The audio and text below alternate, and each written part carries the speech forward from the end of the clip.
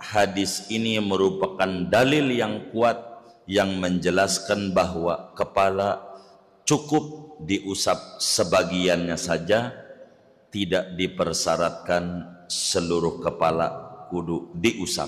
Tandanya Rasulullah mengusap bagian ubun-ubunnya saja.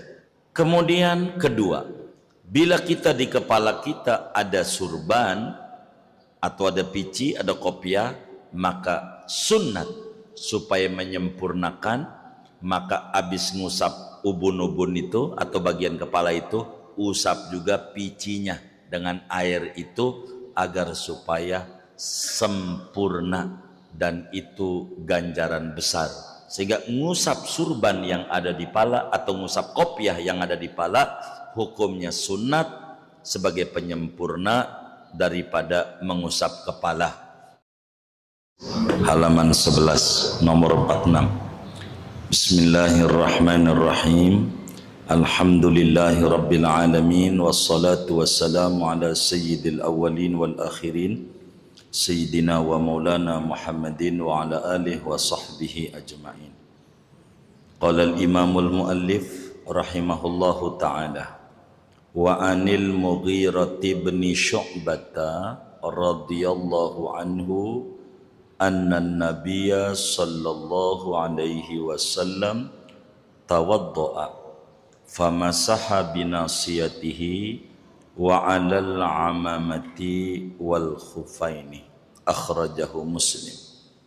Diriwayatkan dari sahabat Nabi Al-Mughirah bin Syu'bah radhiyallahu anhu bahwasanya kanjeng Nabi Muhammad sallallahu alaihi wasallam yaitu berwudu oleh Nabi, lalu Nabi mengusap ubun-ubunnya dan atas surbannya, wal khufaini dan dua mujahnya.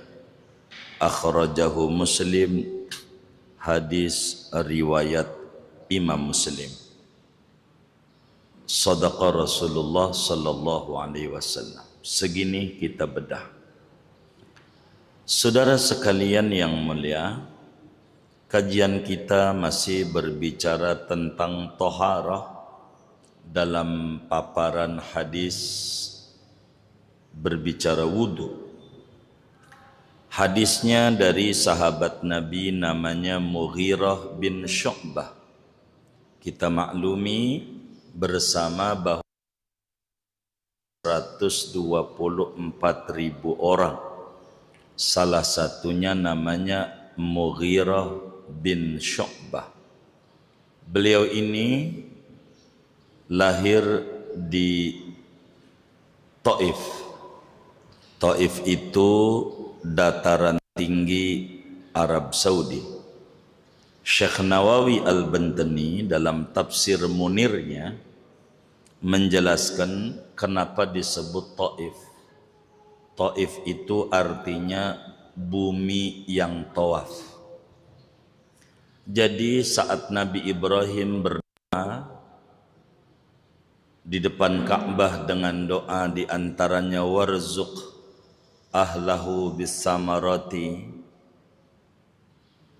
berikan rezeki penduduk Mekah ini dengan buah-buahan.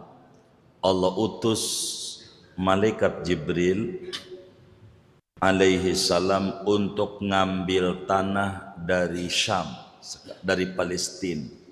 Daerahnya subur, makanya jadi bahan rebutan. Subur, diambillah tanah itu dari Palestina, bahasa Betawinya dibetot, diambil.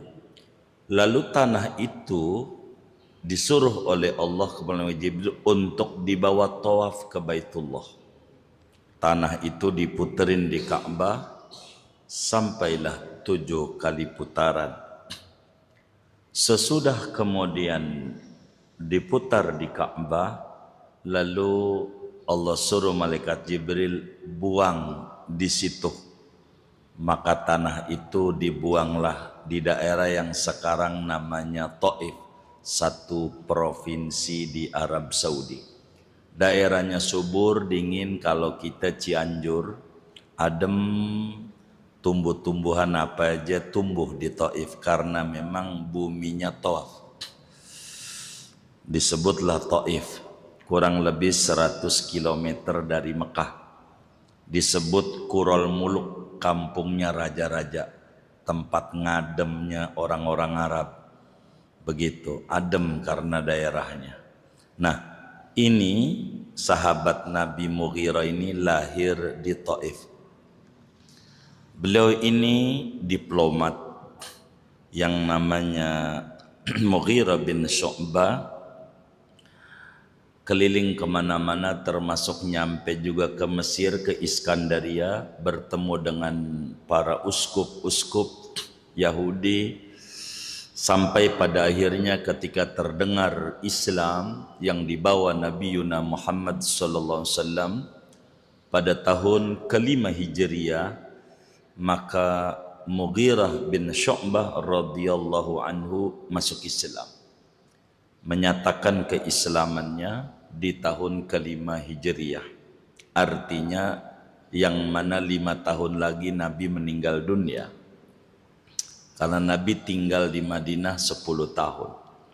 Nabi ada di Madinah, Mughirah bin Syu'bah masuk Islam. Mughirah bin Syu'bah ikut di dalam rombongan perjanjian Hudaybiyah di tahun ke-7 Hijriah, bulan Dzulqa'dah. Nabi mau umroh, dicegat oleh orang kafir Quraisy, tidak boleh. Dan beliau pun juga ikut pada perjanjian Hudaybiyah. Beliau juga ikut pada peperangan Yamamah, sampai penaklukan perluasan wilayah ke daerah Syam, Yordan, Syria dan seterusnya. Itu beliau ikut membidani, berdakwah, menyebarluaskan ajaran-ajaran Islam. Saking pinternya Mughirah bin Syu'bah, akhirnya di zaman Sayyidina Umar bin Khattab radhiyallahu taala anhu, beliau dilantik oleh Sayyidina Umar jadi gubernur di Basra, Irak. Dan Mughirah ini pertama-tama yang mengusulkan supaya Sayyidina Umar dipanggilnya Amirul Mukminin. Beliau. Jadi setelah Rasulullah sallallahu alaihi wasallam wafat, khalifah pertama namanya Abu Bakar Siddiq. Dilantik Sayyidina Abu Bakar di Saqifah Bani Sa'idah. Ya, sekarang nempel dengan Masjid Nabawi itu, Saqifah Bani Sa'idah. Disitulah pelantikan Abu Bakar. Kurang lebih 3 tahun. Abu Bakar meninggal dunia jadi khalifah. Lalu kemudian khalifah berikutnya Sayyidina Umar. Lalu Sayyidina Umar lagi duduk, ditanya oleh Mughirah bin Syu'bah,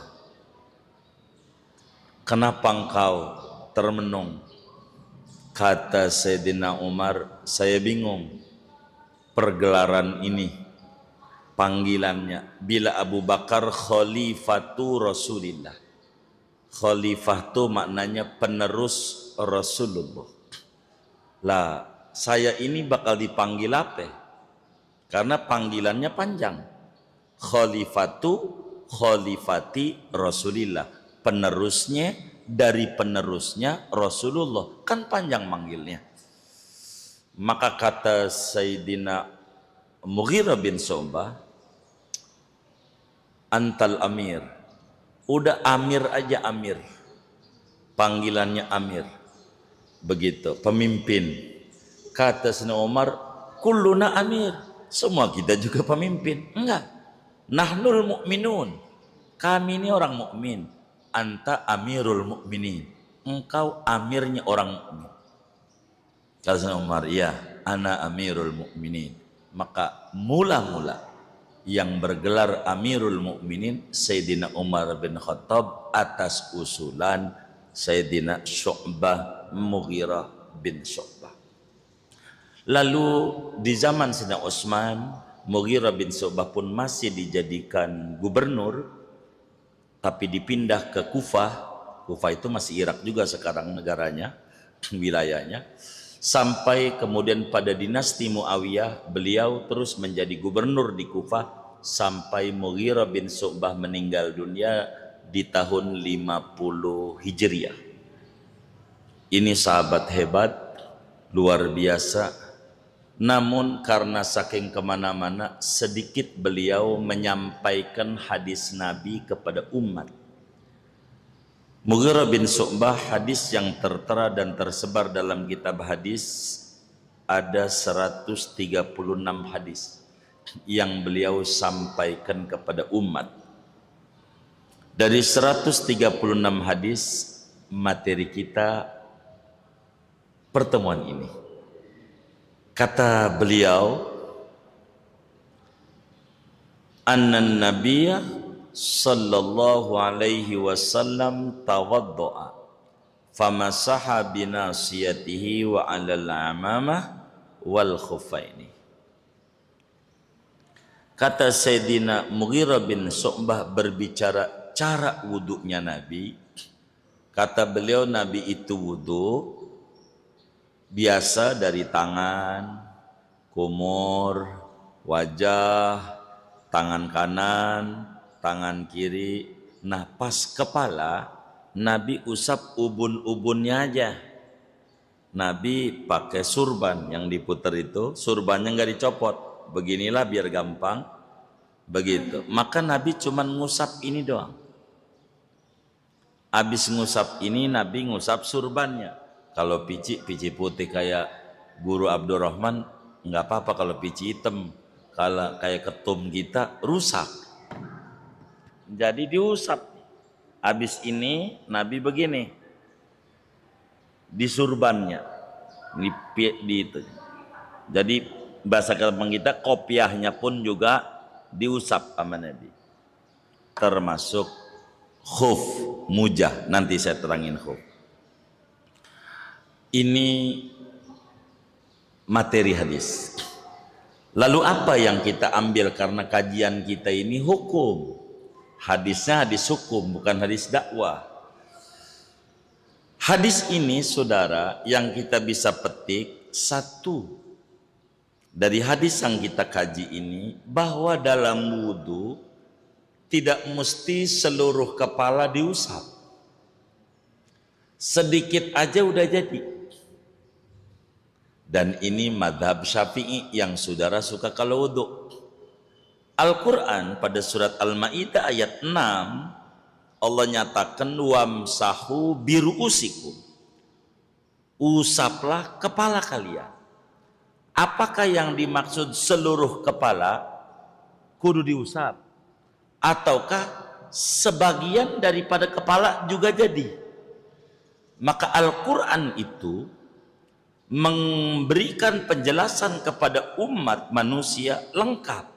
Yang rada rumit dipaparkan oleh Nabi Muhammad sallallahu alaihi wasallam, sehingga sunnah dan Alkitab dua instrumen, dua laksana satu, satu laksana dua, tidak bisa dipisah. Sehingga wudu tidak mesti seluruh kepala diusap. Berdasarkan hadis yang disampaikan oleh Sayyidina Mughirah bin Syu'bah yang hadisnya tertera di dalam kitab Sahih Muslim, cukup mengusap ubun-ubunnya. Maknanya enggak seluruh kepala, sebagian kepala. Tidak dipersyaratkan mengusap seluruhnya. Kenapa? Andailah dalam wudu diwajibkan mengusap seluruh kepalanya, maka Nabi akan mencopot itu kopiahnya, sorbannya. Tapi Nabi tidak, hanya ngusap sini saja, sini saja. Sehingga di dalam wudu yang wajib mengusap mana saja daripada kepala, dan itu pendapat daripada Imam Syafi'i, berbeda dengan Imam Malik, yaitu mengusap seluruh kepala. Sehingga pada bagian ini dalam kajian umroh dan haji barangkali agar supaya kita bisa masuk semuanya. Bagaimana kondisi, karena dalam mazhab Syafi'i itu mengusap sebagian kepala juga jadi seperti hadis kita yang kita bedah ini. Sementara dalam mazhab Syafi'i itu yang namanya batal wudu, nyentuh perempuan tuh batal, termasuk nyentuh bini, karena bukan mahramnya begitu. Perempuan yang haram dinikah itu baru nggak batal. Nah, bagaimana kaitan dengan umroh, tawaf yang sekarang padat laki juga perempuan juga? Kita tidak bisa bertahan tuh dengan madhab Syafi'i karena saking padatnya kita nggak bisa. Seumpama maka Imam Malik boleh kita megang tangan istri, boleh bersentuhan dengan istri, tidak mengapa, wudunya tidak batal. Tapi cara wudunya seluruh kepalanya kudu diusap gitu, jangan begini doang. Maksudnya kalau kita makan istilahnya ada warung Padang, ada warteg.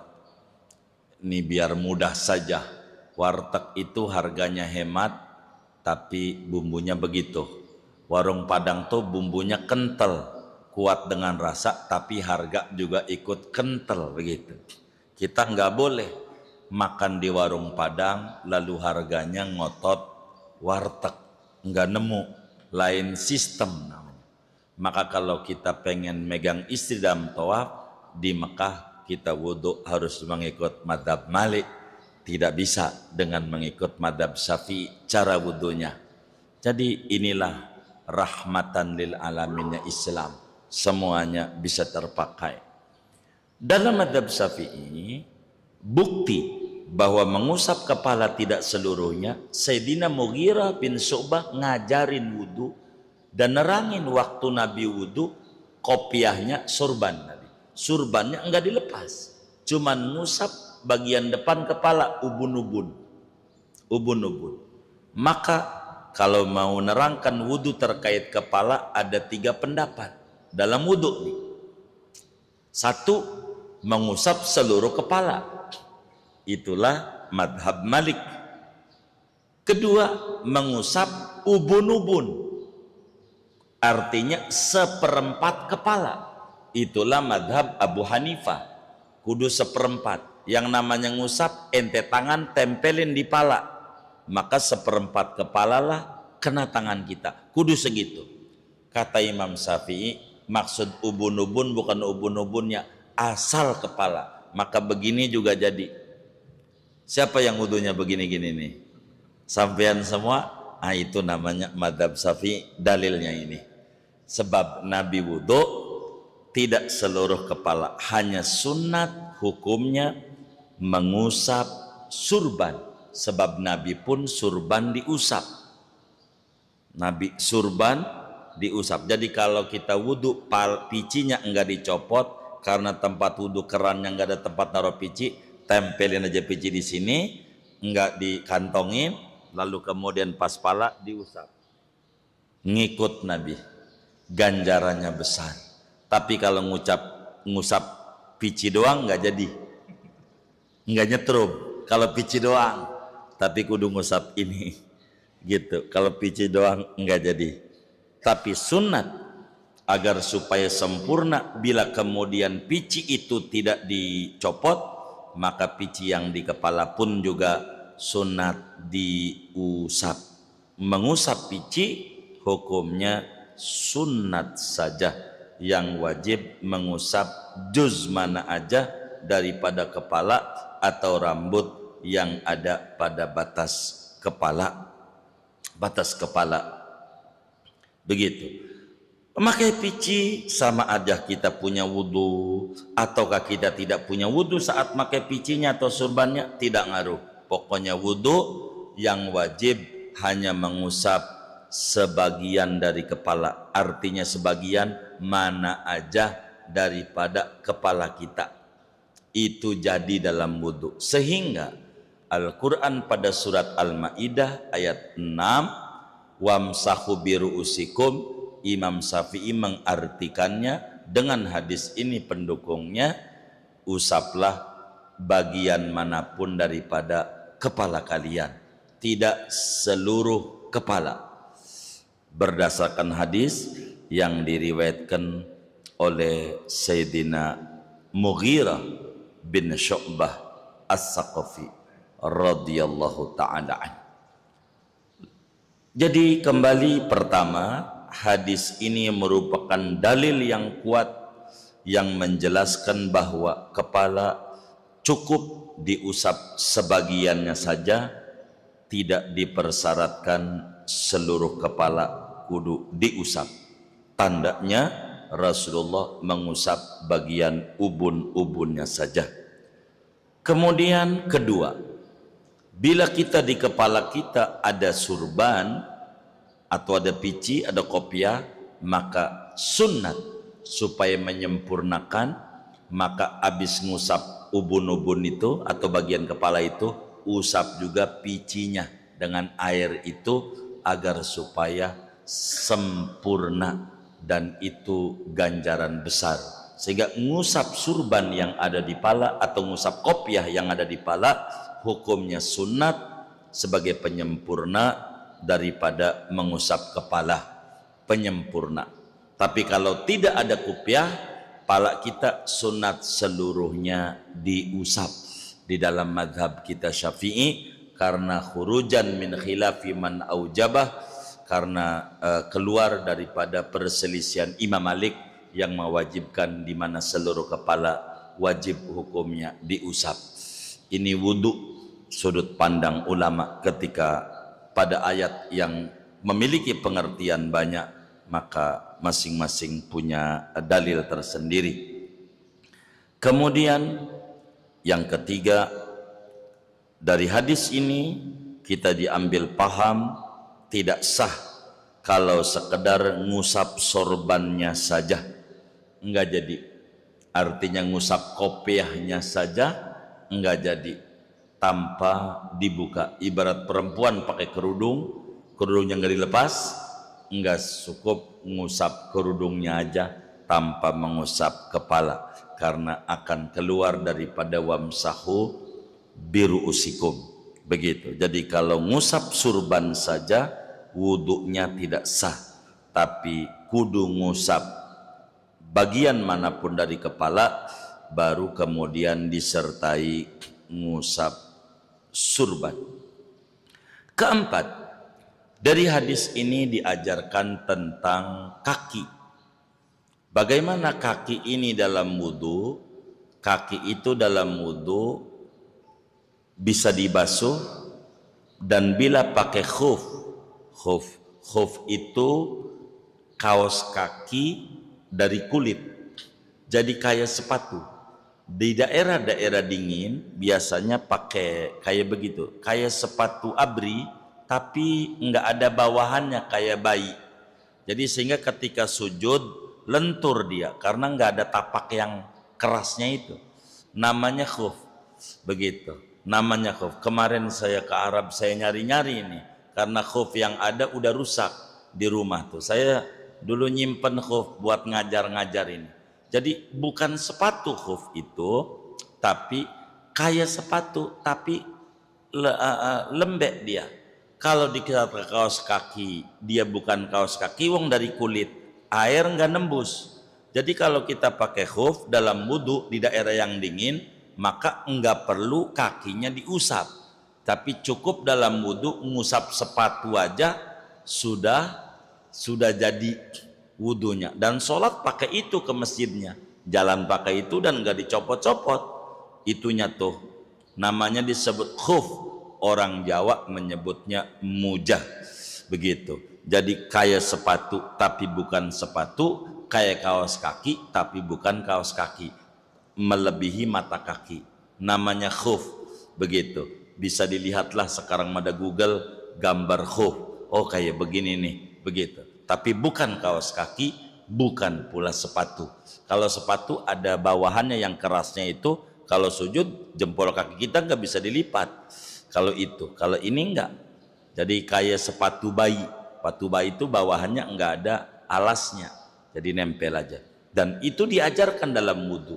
Sehingga Surat Al-Maidah ayat 6 itu pada berbicara kaki, dibacanya ada yang membaca wa arjulikum ilal ka'bain, ada yang baca wa arjulakum ilal ka'bain. Asalnya wa arjulakum, kaki itu kudu dibasuh. Tapi boleh bagi daerah-daerah yang dingin, begitu. Di Indonesia mungkin Bromo lah masih dingin itu ketika kita dingin boleh kita pakai khuf, begitu, pakai khuf. Jadi kaos kaki dari kulit rapat, yang air enggak nembus ke situ, dipakai jalannya enggak rusak karena kulit, dan itu wudu boleh kita ngusap begitu. Kenapa khuf juga diajarkan?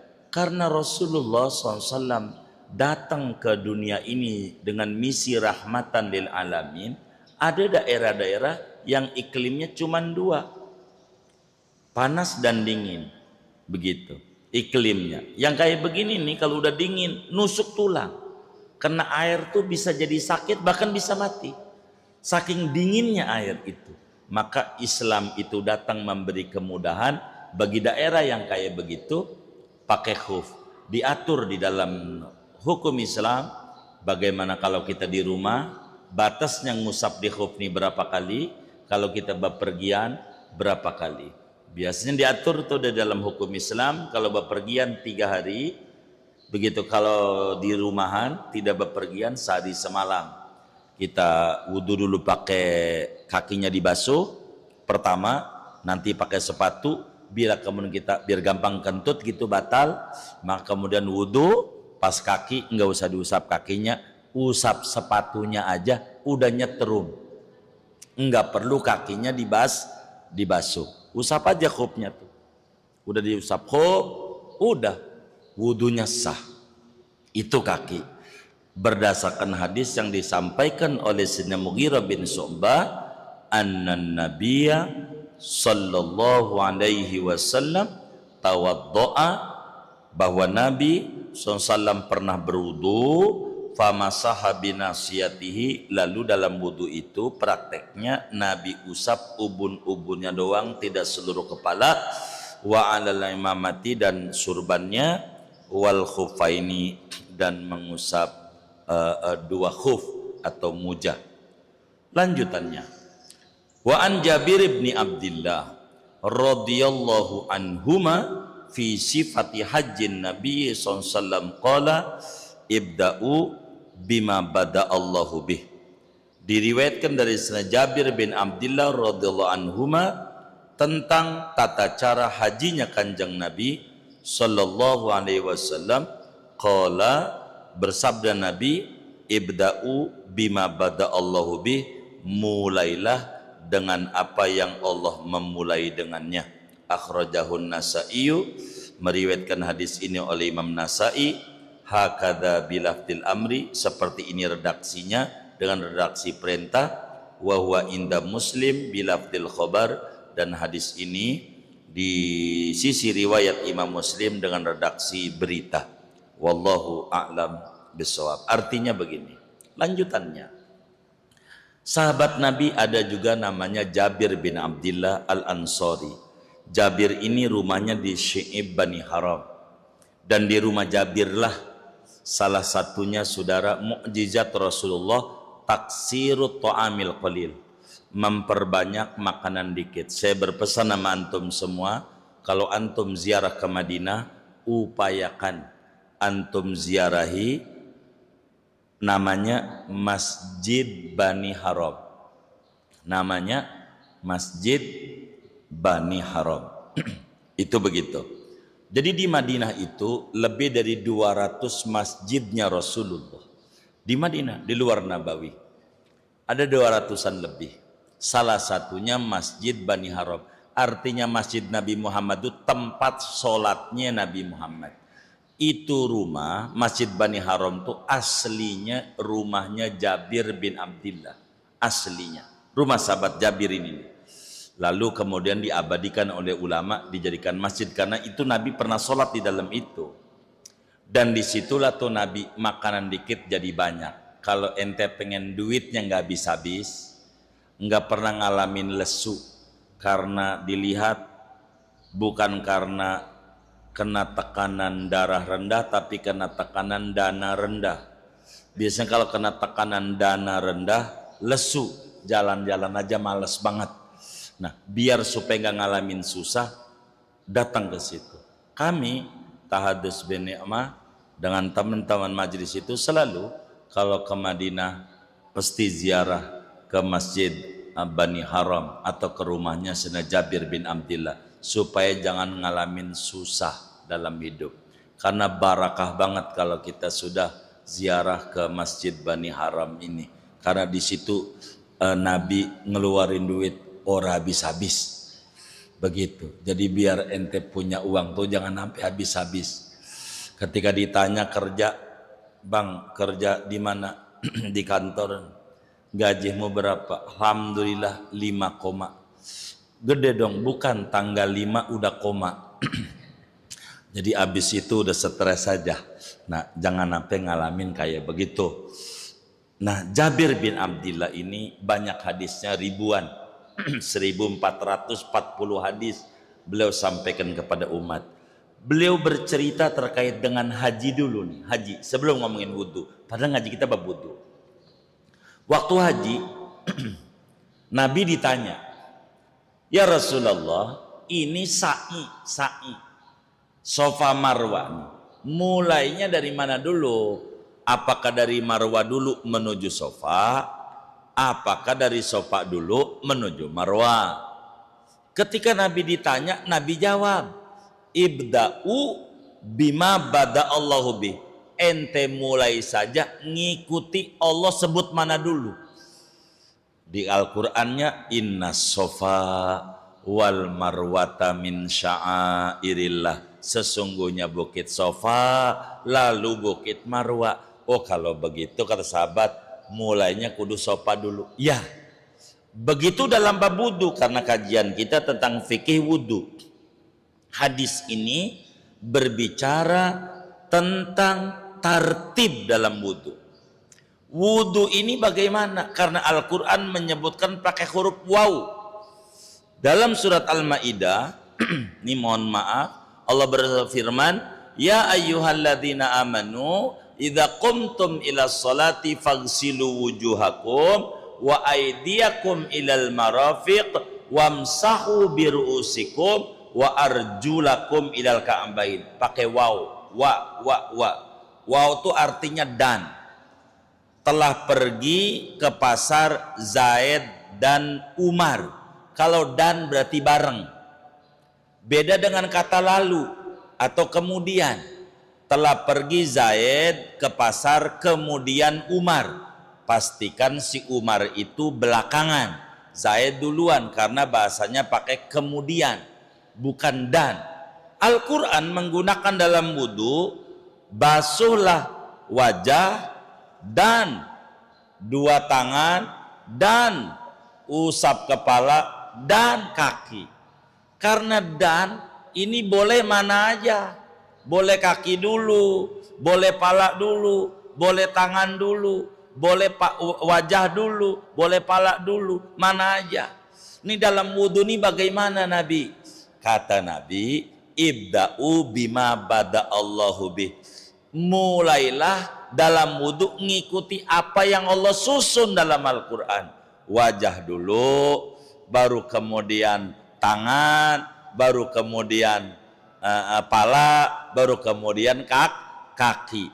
Maka dari hadis ini bisa difahami dalam wudu wajib tertib. Kenapa wajib tertib bukan sunat? Nabinya pakai segat redaksi perintah, ibda'u, mulailah, itu mananya perintah. Berarti wajib di dalam wudhu tuh memulainya dari pala dulu, lalu tangan, lalu wajah dulu, lalu tangan, lalu pala, lalu kaki. Karena Nabi perintahkan, sehingga kita sering dengar dari ulama, fardu wudu ada 6. Pertama niat, basuh wajah, lalu kemudian tangan, lalu pala, ngusap pala, lalu kemudian kelimanya kaki, keenamnya tartib. Dari mana bahasa ulama tartib? Nabinya bilang ibda'u bima bada'allahu bih.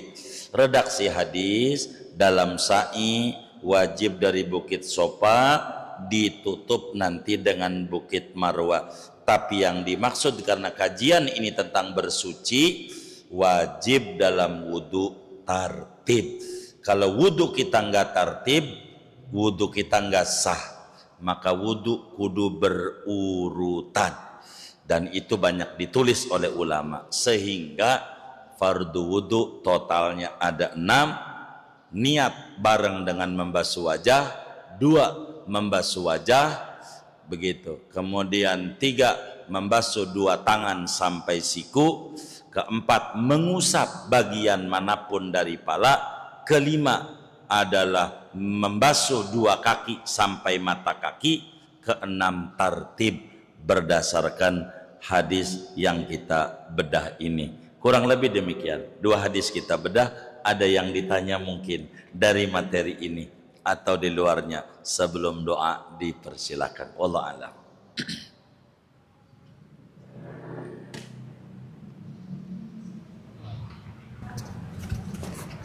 Pakai ini. Sedikit aja bro. Tadi kan sunnah mengusap peci atau sorban bagi laki-laki yang masih pakai peci. Apakah ini berlaku juga bagi perempuan? Kadang kita sering melihat perempuan kerudungnya nggak dibuka gitu. Iya, baik. Apakah kemudian berlaku juga bagi perempuan yang kerudungnya nggak dibuka saat wudhu? Iya.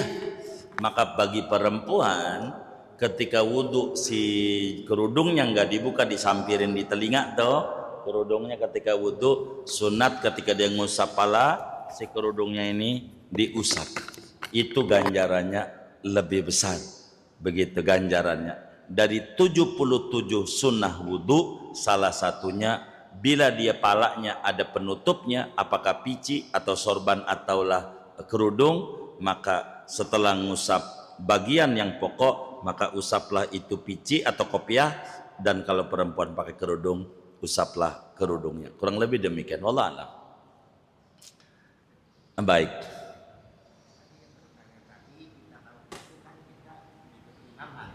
Iya. Iya. Tidak batal. Tetapi kita wudunya mengikuti Imam Syafi'i. Gimana tuh Ustaz? Kita belum tahu. Inilah yang disebut talfik Bapak. Jadi namanya makan pakai di warung Padang, harganya ngotot warteg, enggak nemu. Maka kami selalu mengingatkan, dan ini tugas daripada para yang bawa rombongan biasanya. Maka jangan kagak ketika ngebimbing manasik haji atau manasik umroh, pesan kepada jamaahnya, kondisi sekarang tidak memungkinkan, maka selama di Mekah upayakan wudhunya madzhab Malik. Bedanya dikit wudhu madzhab Malik. Bedanya, jadi menggosok wajib. Jadi fardu wudhu ada 7 dalam madzhab Malik. Itu begitu dalam fikih-fikih Maliki. Jadi wudhunya madzhab Malik selama di Mekah untuk menjaga di tawaf ini.